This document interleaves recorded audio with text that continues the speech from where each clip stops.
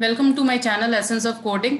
और आज मैं आपके लिए लेकर के आई हूँ CBSE big update on stream selection का पार्ट 3। द रीजन इज बहुत सारे स्टूडेंट्स को बहुत सारे डाउट्स हैं कि हम क्या क्या कॉम्बिनेशन ले सकते हैं। आपको ये तो बोलती है आपको जो कॉम्बिनेशन लेना आप ले लीजिए, लेकिन इसका एक्चुअल में मतलब ये नहीं है कि आपको जो कॉम्बिनेशन लेना है वो कॉम्बिनेशन ले सकते हैं, है ना। तो इसके लिए भी सीबीएसई ने आपको पूरा का पूरा सर्कुलर नो डाउट बहुत टाइम से प्रोवाइडेड है, आप लोगों ने उसको देखा नहीं होगा। तो आज मैं वही चीज आपको डायरेक्टली सीबीएसई की वेबसाइट पे दिखाऊंगी ताकि आप लोगों को यकीन हो सके कि आप लोग पहली बात तो स्ट्रीम सिलेक्शन सब्जेक्ट सिलेक्शन अपने मन से कर सकते हैं, और दूसरी बात ये कि आप लोग किस हिसाब से डिसाइड करेंगे कि आपको कौन कौन से सब्जेक्ट्स लेने हैं। तो चलिए इसी चीज को हम लोग डिस्कस करते हैं। तो देखिए स्टूडेंट्स, जैसा कि आप लोग देख सकते हैं मैंने यहाँ पे आपके लिए सीबीएसई की वेबसाइट ओपन कर रखी है।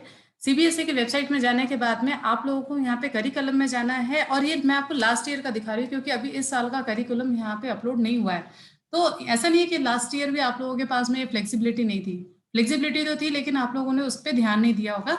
तो जैसे जब हम लोग यहाँ पे जाते हैं करिकुलम इसमें, तो आप लोग यहाँ पे जब क्लिक करेंगे तो देखिए यहाँ पे आपको दिखाया जाता है for academic year and that is for classes 9, 10th and 11, 12th।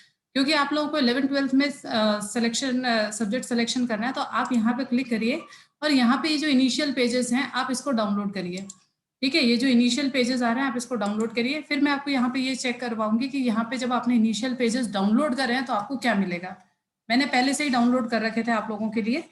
तो ये जब आप खोलेंगे तो नियर अबाउट 33 पेजेस का आपको यहाँ पे पूरा का पूरा पीडीएफ फाइल मिल रही है, जहाँ पे सीबीएसई ने बहुत सारे इंफॉर्मेशन दे रखे हैं related to the subject, the type of subject, then आप उससे क्या क्या सीखने वाले हैं, सारी की सारी चीजें यहाँ पे इन्होंने लिखा दे रखी हैं। फिर जब आप इसी के पेज नंबर 18 पे जाते हैं तो अब आप लोग यहाँ पे देखेंगे कि यहाँ पे जो आप लोगों के जो इतने सारे डाउट्स हैं यहाँ पे उसका पूरा का पूरा यहाँ पे इन्होंने सॉल्यूशन दे रखा है। पहले मैं इसकी 2 लाइनें पढ़ लेती हूँ ताकि आपको समझ में आए। स्कीम ऑफ स्टडीज जिसमें बता रखा है class 11th and 12th is a composite course, student need to take only those subjects in class 11th which he or she intends to continue in class 12th। यानी जो आप subject class 11th में लेंगे वही आपको class 12th में continue भी करना है। अब ये देखिए ये रहा सीबीएसई के तरफ से combination of subjects can be offered under as under. अब ये देखिए सबसे पहली चीज आपको ये बता रखा है कंपलसरी सब्जेक्ट्स के अंदर टोटल 5 सब्जेक्ट्स हैं जो कि आप जो आपको लेने ही लेने हैं, दिस इज कंपलसरी। ठीक है, अब इसमें ये बोला जाता है कि जो आपका पहला सब्जेक्ट होगा या तो आप हिंदी इलेक्टिव लेंगे या फिर आप हिंदी कोर लेंगे या फिर आप इंग्लिश इलेक्टिव या फिर इंग्लिश कोर, यानी इन चारों में से कोई एक सब्जेक्ट आपको लेना है, that is compulsory, that is for sure. ठीक है, यानी ये चीज तो क्लियर हो गई कि हम लोगों को जो पहला सब्जेक्ट जो लेना होगा वो हमें वो हमें इनमें से ही इन चारों में से कोई एक लेना ही लेना है। या तो यानी इसीलिए हम लोग बार बार बोल रहे थे ना हिंदी या फिर इंग्लिश, हिंदी या फिर इंग्लिश, ऐसे कर करके आपको बार बार बोले भी जा रहे थे। फिर यहाँ पे अगला बोला जा रहा है any one language from group L not opted in subject 1, यानी ग्रुप एल में से कोई भी एक आपको लैंग्वेज, कोई भी एक आपको सब्जेक्ट लेना है। अब अगली चीज ग्रुप एल क्या है, और या फिर इन्होंने यहाँ पे एक और चीज बोल रखी है आप ग्रुप ए में से भी ले सकते हैं। अब ये 2 क्वेश्चन आते हैं, ग्रुप एल और ग्रुप ए क्या है।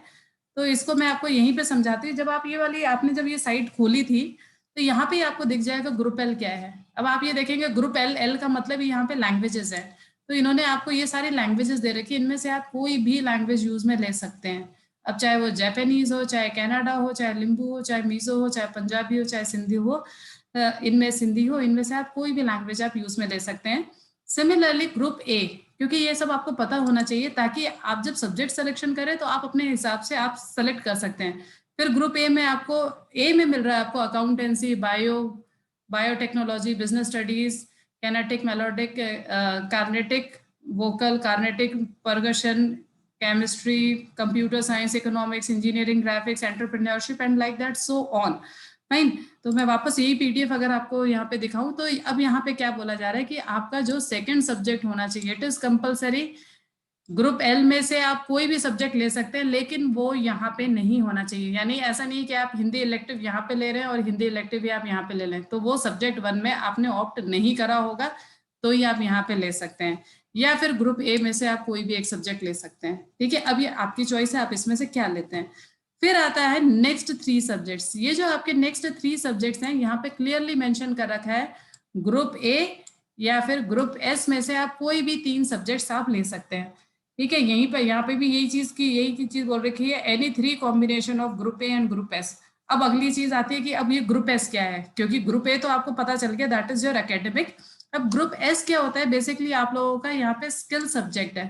ठीक है, अब आपको ये स्किल सब्जेक्ट कैसे मिलेगा, जब आप वापस से सीबीएसई की वेबसाइट पे जाते हैं तो यहाँ पे आप देखिए, यहाँ पे आपको लिखा हुआ मिलता है skill education.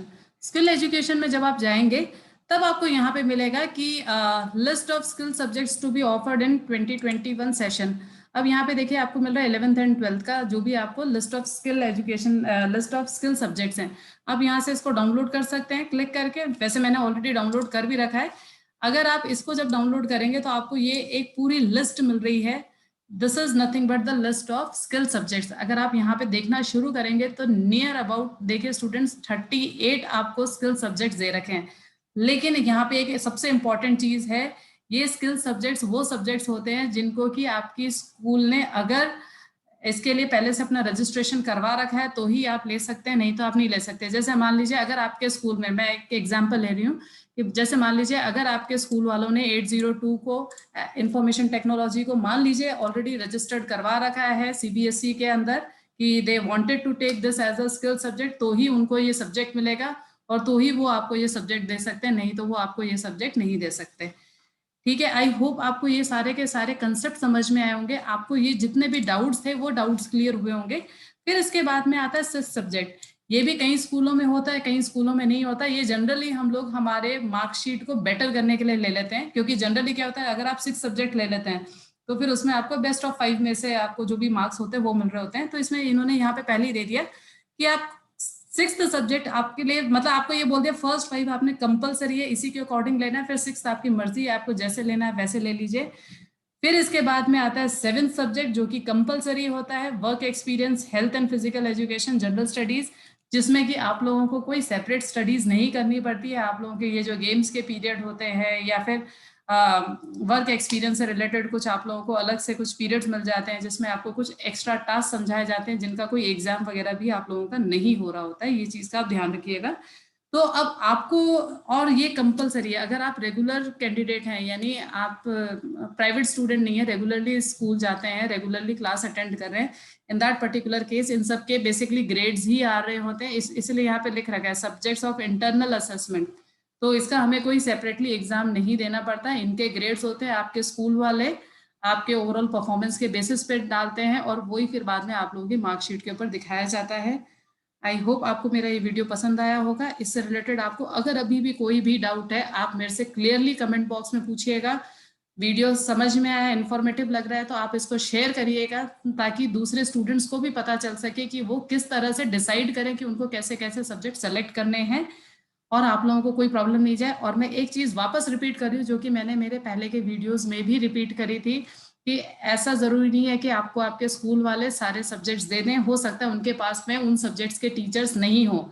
In that particular case आप उस सब्जेक्ट को अपनी रिस्पॉन्सिबिलिटी पे ही ले सकते हैं कि अगर आप के मार्क्स कम आते हैं या सप्लीमेंट्री आती है तो वो उसकी होल एंड सोल आपकी रिस्पॉन्सिबिलिटी होगी। हो सकता है जैसे किसी स्टूडेंट ने बायो और अकाउंट्स को ले लिया साथ में, तो हो सकता है उन दोनों की पैरेलली क्लासेस चल रही है, मतलब टीचर है तो भी अगर पैरेलली क्लासेस चल रही है तो इन दैट पर्टिकुलर केस भी आप लोग ही अपने लेवल पे उसको करेंगे ताकि स्कूल वाले आपको वो सब्जेक्ट दे सके। लेकिन ये वाली बात हो जाएगी कि उस केस में वो आप लोगों की हेल्प नहीं करेंगे। तो अगर हम थोड़ा सा अपने सब्जेक्ट्स को अपने हिसाब से लेना चाहते हैं तो हमें थोड़े से एक्स्ट्रा एफर्ट्स लगाने पड़ेंगे। आई होप आपको मेरा वीडियो पसंद आया होगा। Thank you so much for watching this video and I will see you next time.